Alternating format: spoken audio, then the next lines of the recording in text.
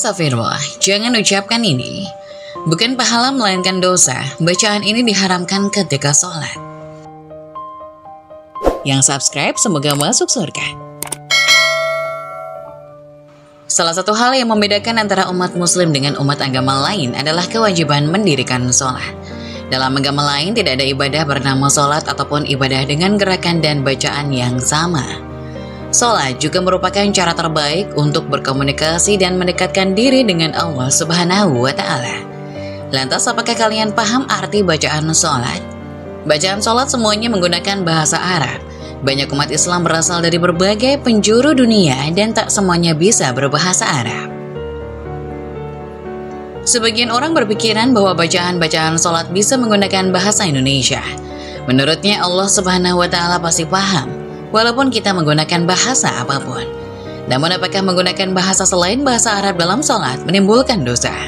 Bacaan seperti apa yang diperbolehkan dan dilarang? Benarkah ada bacaan yang ketika dibaca bisa menyebabkan kita dapat dosa?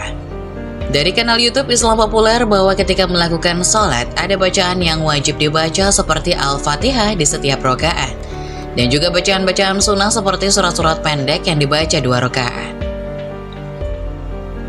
Apakah kita bisa menambahkan doa-doa pribadi yang bersifat duniawi? Syekh Ali Juma punya jawabannya. Beliau mengatakan bahwa orang yang sholat boleh berzikir dan berdoa asalkan tidak bertentangan dengan hadis dan Al-Quran. Pendapat ini didasarkan pada argumen Imam Ibnu Hajar Al-Asqalani. Beliau berkata, Imam Ibnu Hajar dalam Fathul Bari menjelaskan sabda Nabi mengenai doa yang dibaca setelah tasyahud. Kemudian orang itu dipersilakan berdoa dengan sesuatu yang mengagumkan dirinya dan orang itu pun berdoa. Perlu kalian ketahui, memohon untuk kebaikan dunia boleh-boleh saja. Contoh doa yang bersifat duniawi misalnya dilancarkan rezekinya, segera bertemu jodohnya, meminta keturunan itu boleh dilakukan. Hal ini juga dibenarkan oleh Imam Al-Baji dalam Al-Muntaqo Syarah Al-Muhazzab. Beliau berkata, sebagaimana Imam Malik berkata tidak masalah berdoa dalam sholat maktubah dan dengan bentuk doa sesuai yang dikehendaki, baik berupa doa urawi maupun duniawi, baik yang sesuai dengan doa dari Al-Quran ataupun yang mengarang sendiri. Fenomena menambahkan bacaan sholat pernah dilakukan oleh Ibnu Umar. Dalam kalimat syahadah, Ibnu Umar berkata, saya tambahkan bacaan, wahdahu la syarikalah, wa asyhadu anna Muhammadan abduhu wa rasuluh. Yang artinya, tidak ada sekutu baginya dan aku bersaksi bahwa Muhammad adalah Rasulullah. Kita mungkin sudah melakukan sholat selama puluhan tahun. Tapi ternyata ada fakta penting yang harus kita ketahui mengenai surah-surah yang dibaca setelah Al-Fatihah. Dalam sholat selama ini mungkin kita terbiasa membaca surat-surat pendek tanpa memperhatikan urutannya. Ternyata hal ini berbeda dengan yang dilakukan oleh Rasulullah SAW. Beliau sangat jarang membaca surah-surah yang pendek seperti An-Nasr atau Al-Falaq kecuali dalam perjalanan. Ketika salat subuh, Rasulullah SAW terbiasa membaca surah Qaf pada rakaat pertama dan surat Ar-Rum pada rakaat kedua. Beliau juga pernah membaca surat At-Takwir dan surat Al-Zalzalah.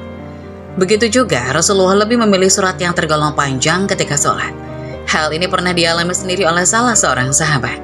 Dari Abu Sa'id Al-Khudri, ia berkata, suatu ketika sholat zuhur ditunaikan, lalu seseorang pergi ke perkampungan Baki dan ia melaksanakan aktivitasnya di sana.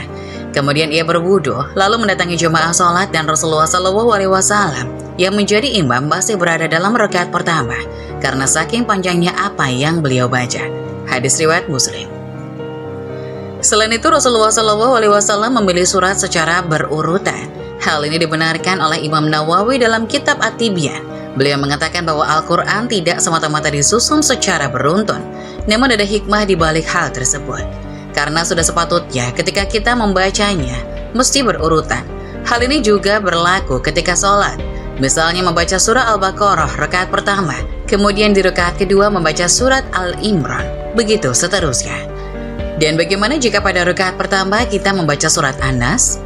Imam Nawawi meriwayatkan bahwa sebagian ulama mengatakan setelah membaca surat An-Nas dilanjut dengan surat Al-Baqarah pada rakaat kedua.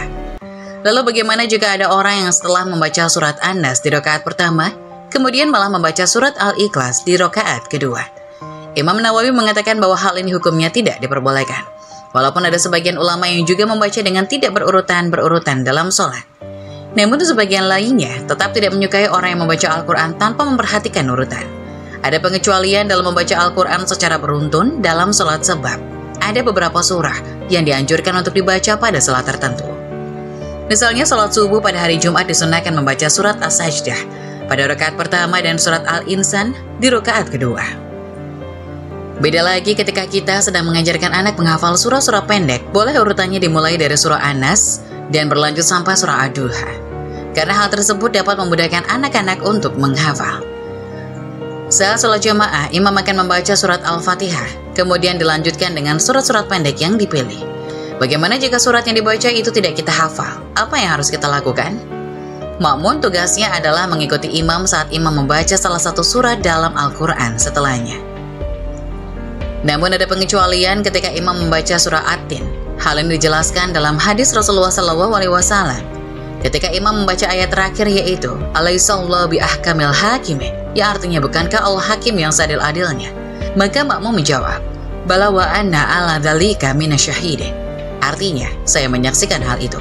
Hadis riwayat Abu Dawud dan At-Tirmizi. Kalau kita perhatikan, semua bacaan sholat itu berbahasa Arab. Padahal tidak semua umat Islam fasih menggunakan bahasa Arab. Sebagai orang yang tinggal di Indonesia, bahasa Arab bukanlah bahasa kita. Sedangkan bacaan sholat dan doa-doa semuanya menggunakan bahasa Arab. Bagaimana kalau kita belum menghafal bacaan sholat dalam bahasa Arab? Apakah boleh menggantinya bahasa Indonesia?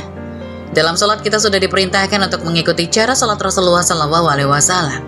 Kerjakanlah sholat sebagaimana kalian melihatku melakukannya. Hadis riwayat Bukhari. Membaca bacaan selain dicontohkan oleh Nabi SAW itu tidak boleh. Berbicara atau melafalkan sesuatu di luar bacaan yang telah ditentukan bisa membatalkan ibadah itu. Hal ini berdasarkan pendapat mazhab Hanafi dan mazhab Hambali. Sedikit berbeda, mazhab Syafi'i dan Maliki berpendapat bahwa jika seseorang mengeluarkan perkataan saat sholat, itu tidak membatalkan ibadah jika alasannya adalah lupa, dan perkataan yang keluar pun hanya sedikit larangan berbicara saat sholat. Sebenarnya telah diperingatkan oleh Allah Subhanahu wa Ta'ala. Suatu hari para sahabat sedang melaksanakan sholat bersama Nabi Muhammad SAW. Kemudian dua orang sahabat asik ngobrol. Karena kejadian itu turunlah ayat Al-Quran. Berdirilah karena Allah dalam sholatmu dengan khusyuk. Quran Surat Al-Baqarah ayat 238. Rasulullah SAW tidak pernah memberikan keringanan perihal bacaan sholat yang berbahasa Arab.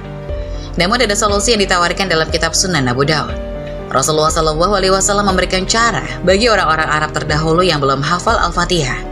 Beliau bersabda, dan jika tidak bisa berbahasa Arab, hendaklah bertahmid, bertakbir, dan bertahlil. Ada ibadah yang tidak bisa ditawar-tawar, misalnya cara haji dan makanan yang diharamkan. Begitu juga dengan cara sholat. Hal ini untuk menjaga kemudian sholat. Dalam melakukan ritual sholat semuanya harus dilakukan dengan bahasa Arab. Tidak ada tawar-menawar dalam hal bacaan sholat, baik gerakan maupun bacaan. Semua harus kita kerjakan sesuai dengan petunjuk yang diberikan Rasulullah SAW. Tidak boleh dikurangi ataupun ditambah. Semoga penjelasan tadi dapat memberikan hikmah dan bermanfaat untuk penonton semuanya. Jangan lupa like, subscribe channel ini agar tidak ketinggalan info-info bermanfaat lainnya. Sekian dari kami, terima kasih. Wassalamualaikum warahmatullahi wabarakatuh.